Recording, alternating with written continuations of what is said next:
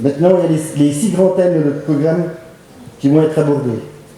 Et pour ça, je laisse la parole à Laurent.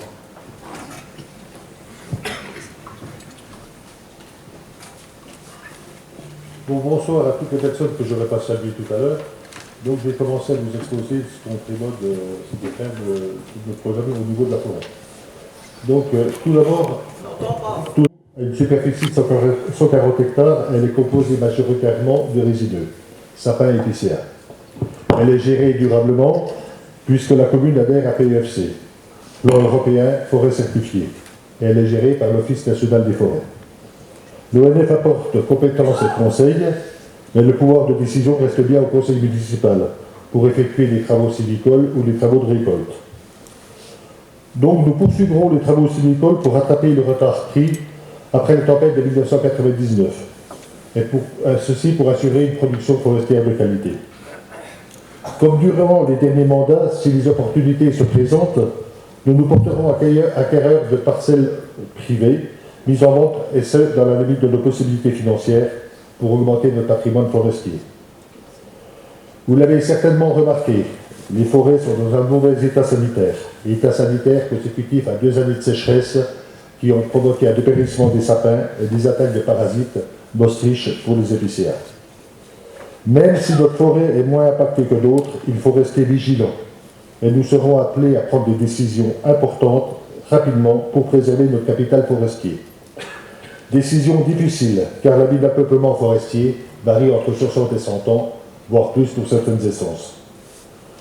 Faire des expérimentations avec des espèces qui seraient importées d'ailleurs est une très mauvaise chose, puisque n'est pas souhaitable, car les risques élevés de changement de biotope et d'introduction de nouvelles maladies mettraient notre patrimoine en danger.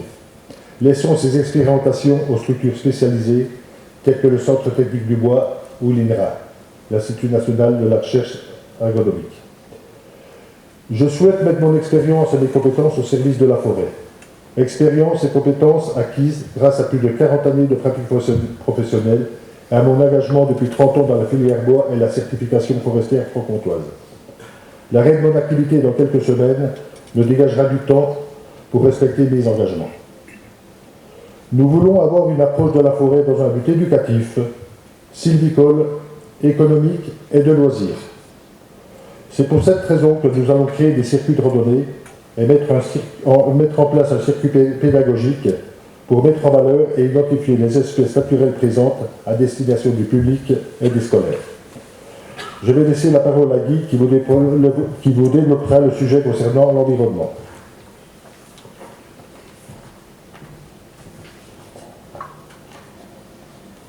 Merci Laurent.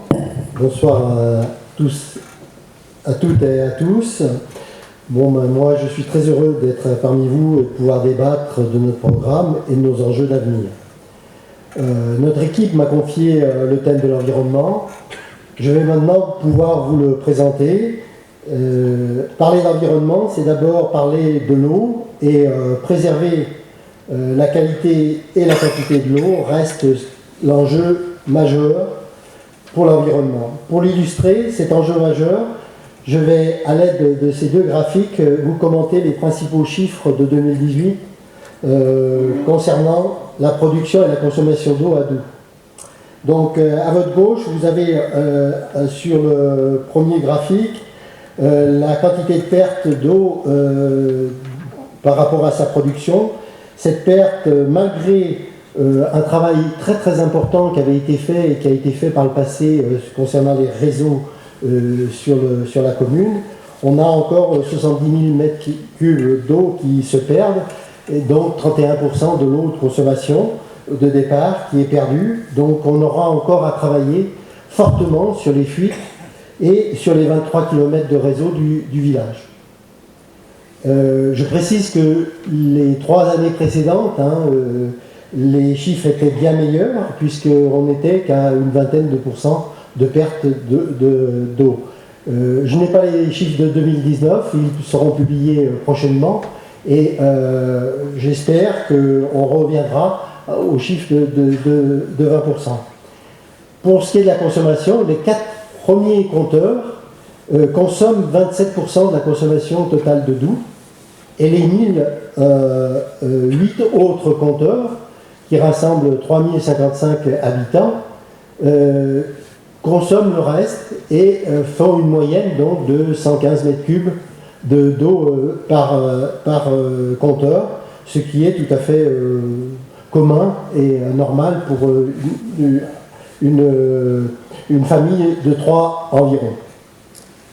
Nous rechercherons donc en lien avec la communauté de communes les économies potentielles d'eau auprès des principaux utilisateurs par la mise en place de recyclage par exemple ou par la modification de leurs procédés. Vous savez que notre puits actuel n'est malheureusement plus protégeable. Vous avez certainement remarqué qu'il y a des travaux dans la plaine de Vissin qui sont menés par la communauté de communes pour rechercher un nouveau puits dans la plaine de l'Arlier. Cette zone et cette plaine de l'Arlier, c'est notre réservoir. Nous devons donc la protéger et supprimer toutes les pollutions directes ou indirectes de son environnement. Nous sommes donc notre propre acteur de l'eau. Nous avons notre droit de regard sur l'eau communale, bien entendu dans une gestion intelligente, comme vous l'avez dit tout à l'heure, avec les différents partenaires et la communauté de communes et les autorités compétentes, en gardant comme objectif en permanence que l'eau est un bien commun, collectif, à ne pas gaspiller et qu'il ne devra jamais concéder à une entreprise privée. Nous avons l'exploitation de l'eau en régie jusqu'à la fin de l'année, ou jusqu'en 2026, comme l'a dit Georges, comme le prévoit la loi NOTRe, si le futur conseil communautaire en décide ainsi. D'autre part, et pour l'exemplarité, la récupération de l'eau sera mise en œuvre sur les bâtiments publics, pour l'arrosage et pour les toilettes. Protéger l'eau passe aussi par la protection de la biodiversité pour les générations futures. Notre village, et c'est une chance, possède 2 belles trames vertes et bleues exceptionnelles. Cette trame verte, faite de forêts et de mosaïques de prairies, cette trame bleue, faite de cette rivière dont on porte le nom, de ces étangs, de ces zones humides. Ces 2 grands corridors écologiques aux portes d'une ville sont des vrais bijoux, car ils sont notre réservoir de faune et de flore, mais aussi de l'eau, de l'air, de la biodiversité, de notre ressourcement. Ainsi, nous devrons les protéger et les mettre en valeur. Et pour cela, nous réaliserons l'atlas des espèces végétales et animales pour mieux connaître et identifier, pour mieux les connaître et les identifier, pour mieux connaître et les identifier les enjeux de la protection de cet écrin irremplaçable.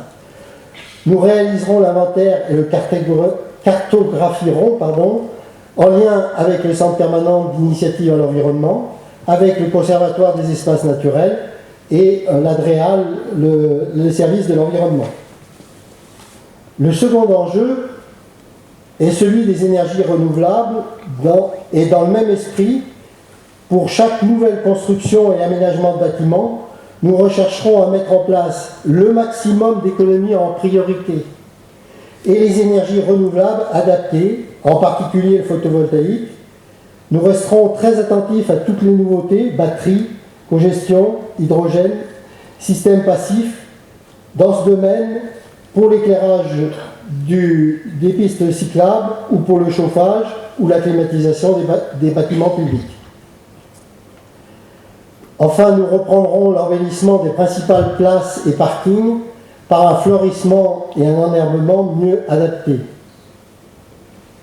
En lien avec Préval et en concertation avec les habitants, nous proposerons des composteurs collectifs et nous motiverons les différents partenaires autour des projets de compostage et de jardins partagés.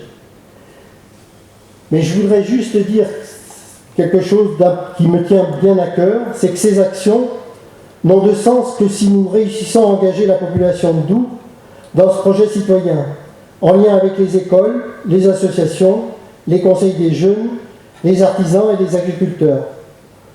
Nous mettrons en place une information permanente concernant l'exemplarité de la commune et des citoyens par des conférences, forums et expositions, par un réseau d'échanges efficace.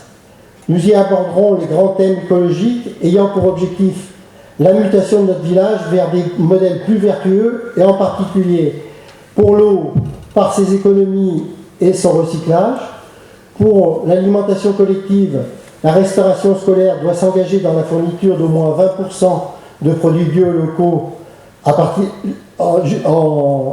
en 2022 et 50% au-delà. Un travail sur le gaspillage et sur les plastiques pourrait être entrepris largement avec ces groupes. Pour les transports concernant les liaisons douces et la gratuité des transports scolaires, le transfert du tout budget voiture à des mobilités plus écologiques. Pour le recyclage et le compostage, nous mènerons une réflexion concernant la taxe d'enlèvement des ordures ménagères incitative et en particulier autour de l'inversion et la collecte des bacs de produits recyclage à la place des ordures ménagères incinérables. Tout ceci en concertation, bien entendu, encore une fois, avec la communauté de communes et avec Préval. Pour le jardinage et pour la recherche, pour le jardinage, nous rechercherons donc la mise à la disposition de parcelles et de réseaux d'échange. Pour les énergies, en proposant le retour de nos propres expériences et en les communiquant. Et enfin, nous resterons très attentifs à l'urbanisation de notre village. Et c'est Laurent qui va vous en parler. Je lui donne la parole.